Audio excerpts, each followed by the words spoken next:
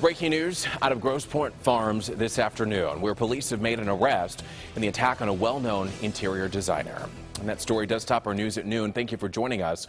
I'm Evrod Cassimy. Daniel Clancy had just gotten home from a shopping trip and was unloading his car when police say he was attacked and then stabbed. Investigators now say the attacker was a handyman who had done some work for Clancy. Local 4's Priya Mann joining us live now this afternoon. Priya, do we know anything more about this accused attacker?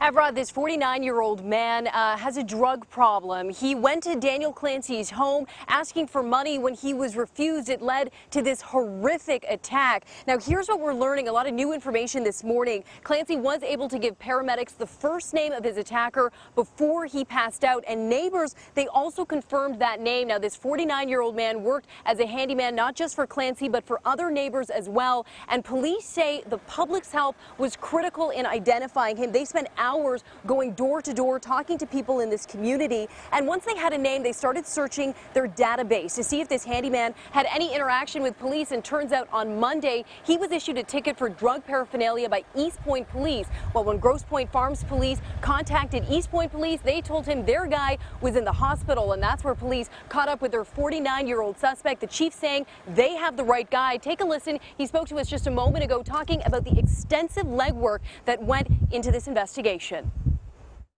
Well, there was evidence at the scene.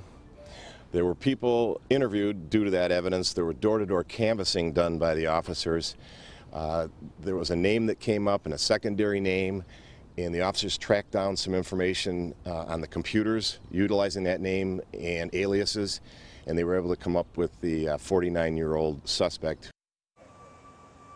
And that man is in the hospital suffering from a drug overdose. Now, at this point, he has not been formally charged, and police are waiting to formally interview this man. They expect he could be arraigned by the end of the week. As for the victim, 69-year-old Daniel Clancy, he remains in critical condition. He is still unable to talk, but loved ones tell Local 4 they are cautiously optimistic Clancy will make a full recovery. He has been responding to some verbal cues. So this investigation took a few days, a lot of help from the public, and now police are waiting to make that formal arrest. Reporting live from Grosse Pointe Farms, I'm Priya Mann, Local 4. And we do wish that man a very speedy recovery.